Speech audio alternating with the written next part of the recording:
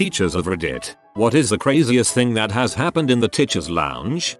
Not crazy, but just a weird lunchtime story. I was hired during my time student teaching to work as a long-term sub for a fellow science teacher going on maternity leave. While working, I would chat with the new science student teacher during lunch. One day, he and I are sitting having lunch, and he pulls out some string cheese with an excited "oh yeah" he's feeling off pieces while we're talking, when the bell suddenly rings. His eyes go wide as he realizes he is only about a third of the way done with this innocent piece of his childhood he is enjoying.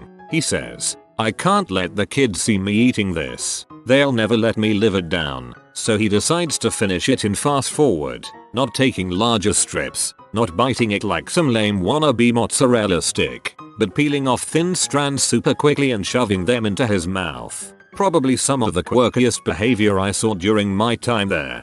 It tastes different if you bite it or take bigger pieces, so he made the right choice.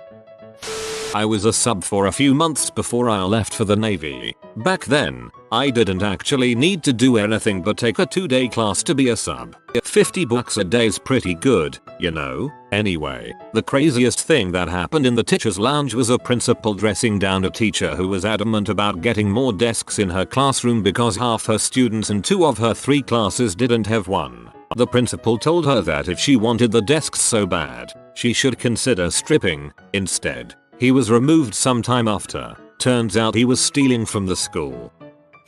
Man, you guys are going to be disappointed. The teacher's lounge is pretty much only used for microwaving lunch, B. taking a dump, C. naps for substitutes. Best part of my student teaching practicum. In the teacher's lounge during a free period, there is this nice little old lady teacher marking papers while I make some coffee. Nice and quiet, you know? Then all of a sudden she slams her pen on the table and yells, "You call that a freaking thesis statement?" Also, B.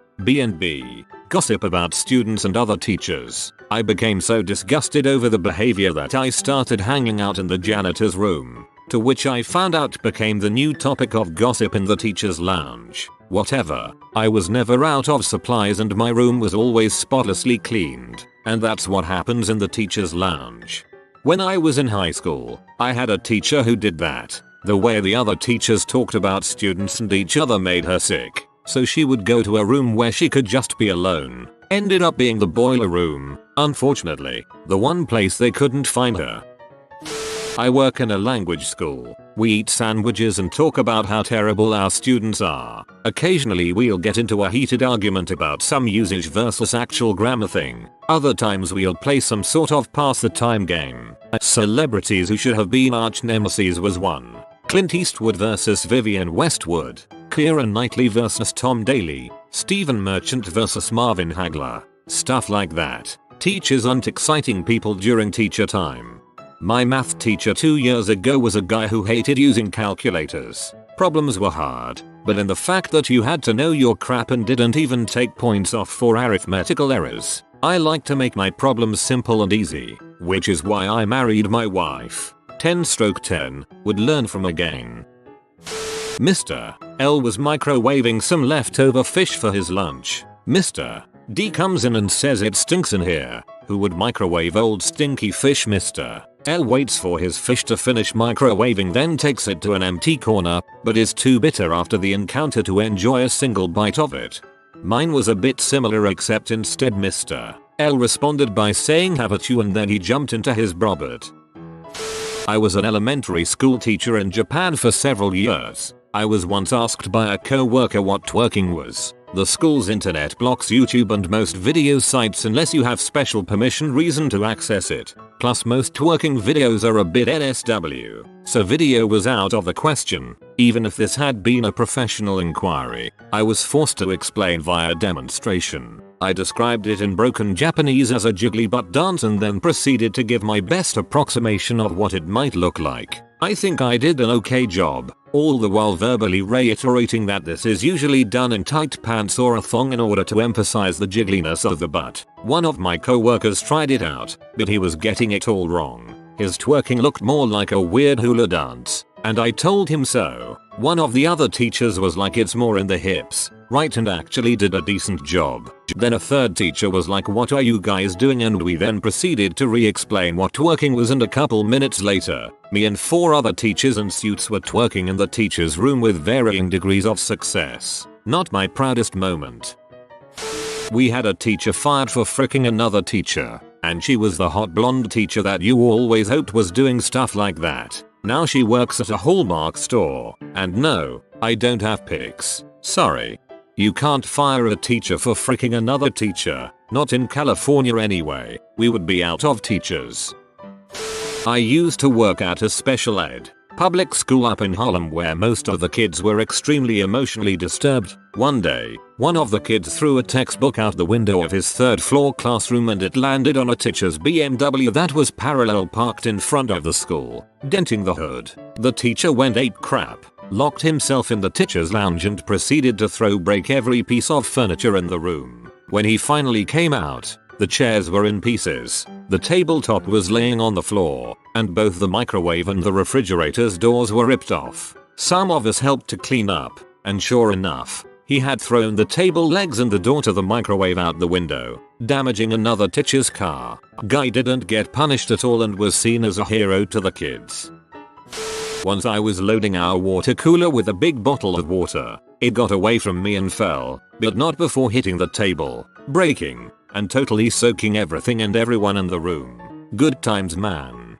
I had that happen before at an office I worked at, except it shattered on the floor. Honestly, it was pretty cool to else's, even though it sucked to clean up.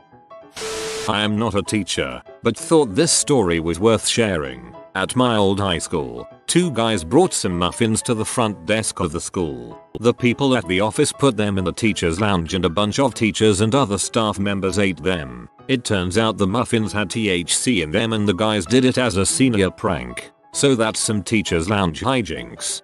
Pretty sure that's illegal. Years ago when I taught at community college, one of our profs was caught fricking a student in the lounge. He had previously been caught masturbating in there and was warned. Turns out he had a tumor which was pressing on some important part of his brain related to inhibition. Once we learned of his diagnosis, it explained a lot. Like his not being ashamed of being caught and all the bragging he used to do. He was back at work after it was removed. Thankfully it was benign. And back to his normal inconspicuous quiet self. I'm glad he got the help he needed, and that it didn't impact his career.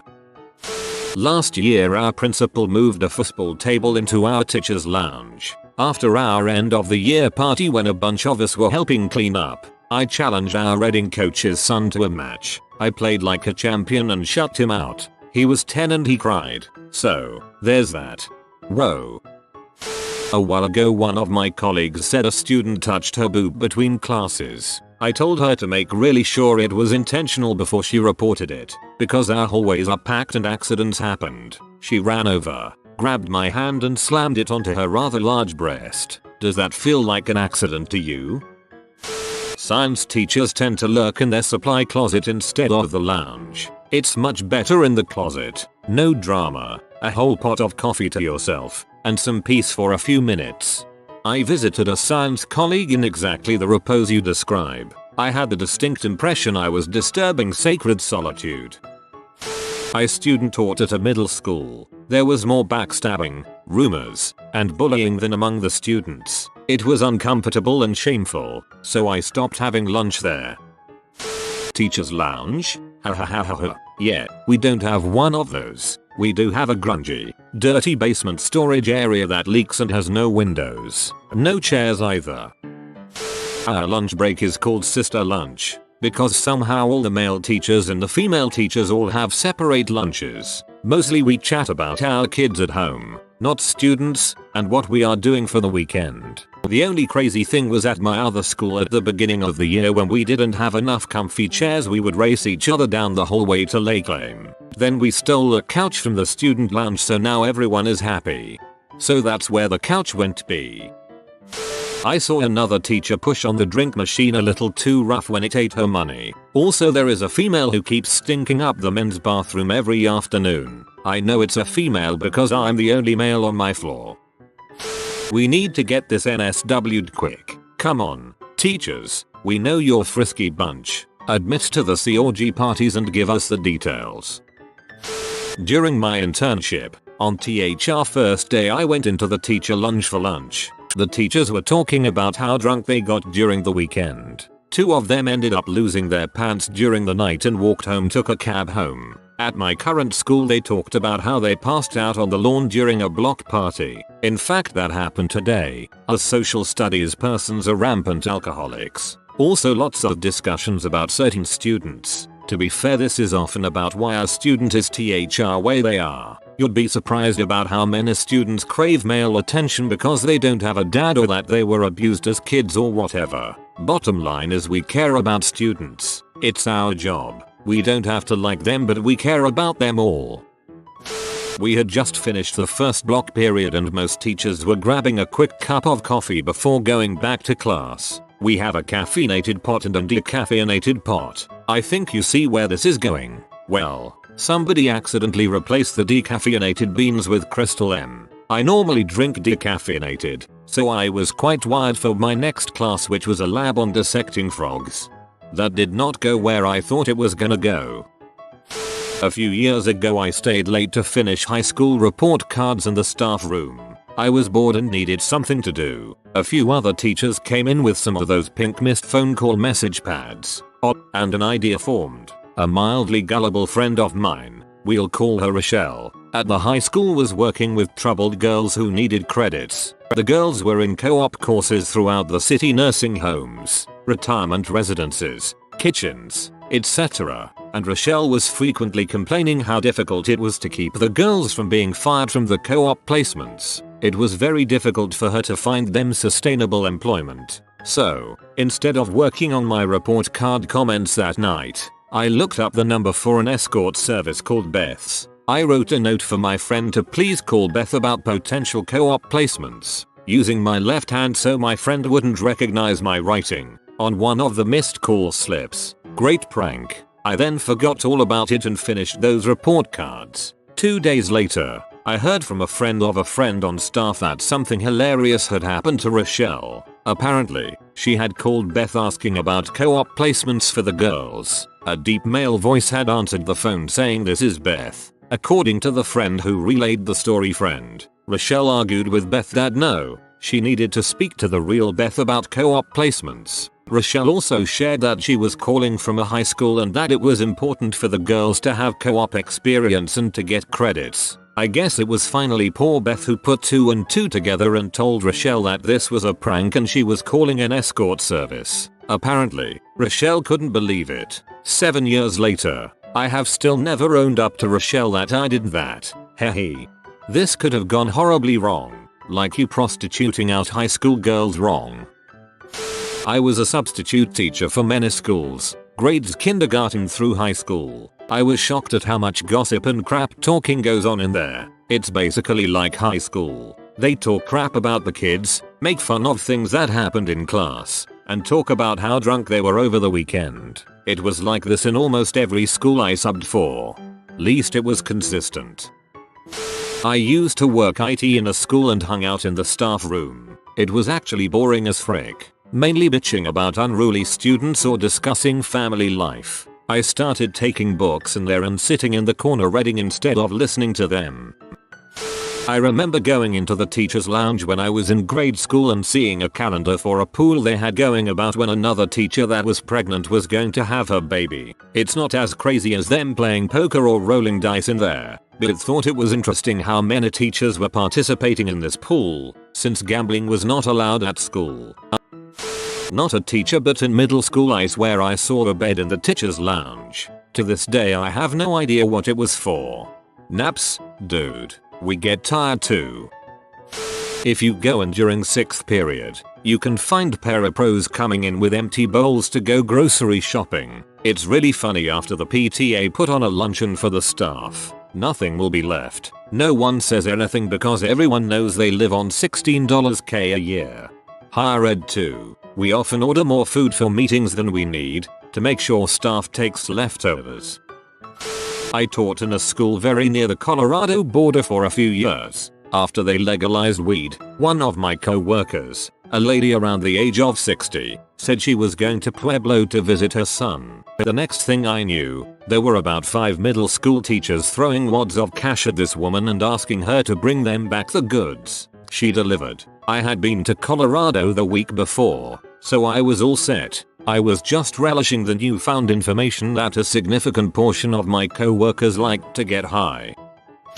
Source: family of teachers, and I am a youth worker in college for education. The most shocking thing about the teachers lounge is that it is almost identical to every other break room on the planet. The teachers' conversations range from fricking, to drugs, to family, and work-oriented topics. The kicker being that the person in the classroom often will take off the teacher's mask when they walk in. So sweet little Miss Sally, who looks and acts like a saint and an angel outside, is talking about hitching with a friend of a friend. You get a glimpse of it when you meet a teacher outside of the school out in the community. The kids I work with, 16-18, were shocked when they saw me at the grocery store with a 12-pack of beer.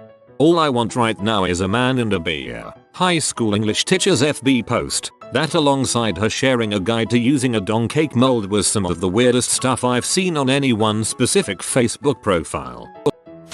Mostly, it's just gossip and lots of complaining. What weirds me out, though, is this bookshelf that's in there. It's kind of an informal lending library type of thing. Anyone can add a book and anyone can take a book. The majority of them are trashy romance novels, some with titles that really make me wonder.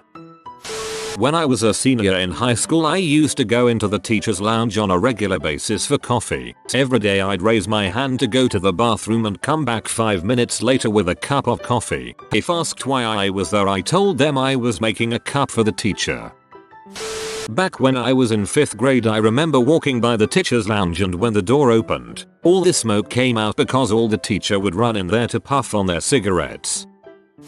My wife used to be a paraprofessional before going back to school full-time. She was very close with the 1st grade teacher. On the last day of school before Christmas break, they were asked to clear out the lounge refrigerator. They just took a Sharpie and dated everything as the first day back from break. No one questioned why all the food went bad on the same day. Teachers basically don't give a crap the day before vacations. Another time, the 2nd grade teacher, who everyone hated, was bitching about kids liking shows like Jake and the Neverland Pirates. Basically, she was mad pirates were being glorified even though they were thieves and murderers. The principal heard this and made sure to make National Talk Like a Pirate Day a big costume day in school because he hated her back talk in staff meetings. 2 of my fellow teachers and I were discussing the 2 girls, 1 cup video. I had never even heard of it before, but the other 2 people had. They just hadn't seen it. One had only seen reaction videos of people watching the video, and he said based on that, it had to be some crazy crap. So we watched the video. We were all in our 20s, while regular conversation happened around us. People ate their lunch, graded papers, etc. We had a really cool principal back then. He used to break rules and do things like smoke cigarettes in his office all the time, so we got away with a lot of stuff back then. When he retired, the new principal put blocks and filters on all the computers in the school, not just the ones for the students. When I was working at school, I only went to the staff room like twice, but the first time I was in there, another guy who was working there, we were both on experience and paid, WE you want to call it. It went a little bit like this. So, kid who was also in our year group got put in a coma the other day. Me, well, it doesn't really affect me. Hopefully he came out of it, but he's a bit of a dong. Like, yeah, true. I'm not bothered that much either. Hopefully he'll get out of it though. It can't be nice. Every other person in there mumbles in agreement. We use coat hangers to get snacks out of the vending machine. I have flirted with the vending machine guide to score snacks for free. No shame. Funniest saddest moment. Several of us were in the lounge eating lunch, inhaling lunch, 20-minute shift. It was Friday, aka Jeans Day. We had a science teacher who had spent a few years teaching at an American school in the Republic of Niger and was wearing a Niger football, soccer, jersey. The dumb butt, jock, former paid teacher, semi-pro football player, principal, yes, I am generalizing, judging, etc. comes in and says, In all seriousness, Mr. S, you really need to change your shirt. That is not appropriate, Mr. S replied, because it says Niger, a county in Africa. The dumb butt just grunted and walked out. We then lost it. Many teachers have left that school because of that principal, but that's another story. One of my teachers in art school told us about the time she was very pregnant. She brought a water balloon into the teacher's lounge and convinced the room her water had just broken. She said people were shocked and horrified. I loved that teacher.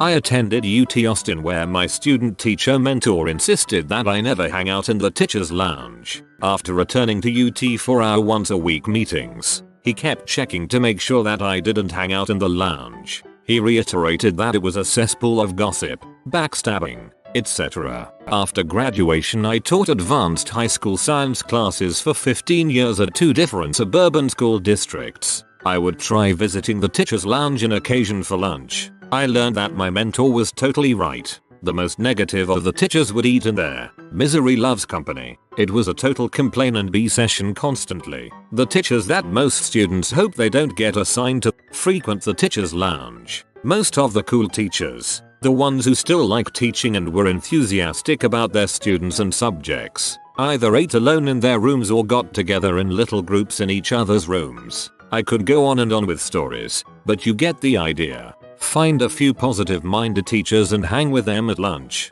You'll have a much better afternoon. P.S. You do have to venture to the lounge or workroom if you want a soda or snack.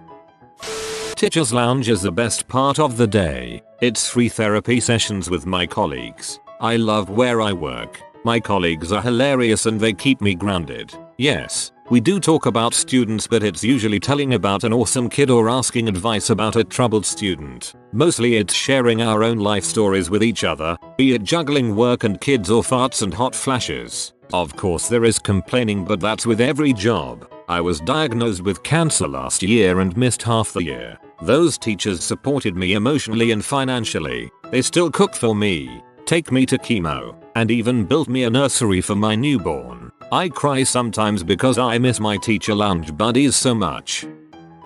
I'm not a teacher, but once in elementary school my dad was running late for a PTA meeting. Passed the teacher's lounge, smelled smoke. Instincts kicked in, so he kicked down the teacher's lounge door to find the microwave was engulfed in flames and put out the fire. Turns out my teacher was making Orville popcorn and accidentally set the microwave for 50:00 instead of 5 o'clock mins and then forgot about it. I work in a very dysfunctional program, where 2 or 3 strong personalities keep everyone on edge and really defensive. Some of the ego trips these people go on is ridiculous, and episodes of absolute cuntiness are astounding. When I first started working there, we had a brainstorming session of what topics we could cover for a new class. This is an ESL department. In my ignorance, I thought that this was an environment where we could openly share ideas and discuss without ridicule. So I open my mouth and make an innocuous suggestion, only to get basically called an idiot and undermined by one of those teachers. I didn't like using this word often, but she's such a freaking C. My wife and I bought a house about 6 months ago. She was beside herself that I could buy a house, like I didn't deserve it or something. Not to my face, but after I had left, Monty just bought a house. He's been working here for 2 years. John, how long have you worked here? 10 years. Do you have a house? I have savings. B. My wife has a good job. After this incident, I really wanted to talk to her about my house and talk about how big it is. It isn't. All the cool features and things it has. Really go overboard just to pee her off. A group of teachers would hold Bible study during their lunch period and it was so annoying. I knew and had worked with a few of them and they were terrible people and had train wreck lives. Not very Christian. I stayed home to watch the first moon landing. It was a normal school day, Adelaide, Australia BTW. I was 8 at the time. Wandered into school around lunchtime I think. It seemed deserted. Heard noise from the teacher's lounge. Opened the door. I got about a 2-second eyeball in the room before a teacher came out. Told me go home. No school today. In that 2 seconds, I saw streamers, champagne, Lots of very drunk teachers, a women teacher straddling a make teacher, teachers passed out in the floor. It made me happy someone else cared. My mum thought it was cool and my little brother just wanted to watch wacky races. I thought I was a nerd alone. We would usually go in there to complain about students. The director of the school kept bottles of liquor in the freezer. We would occasionally take shots together during rough days. If you are new to the channel, you can subscribe. I publish new videos every day. Until then, check another video.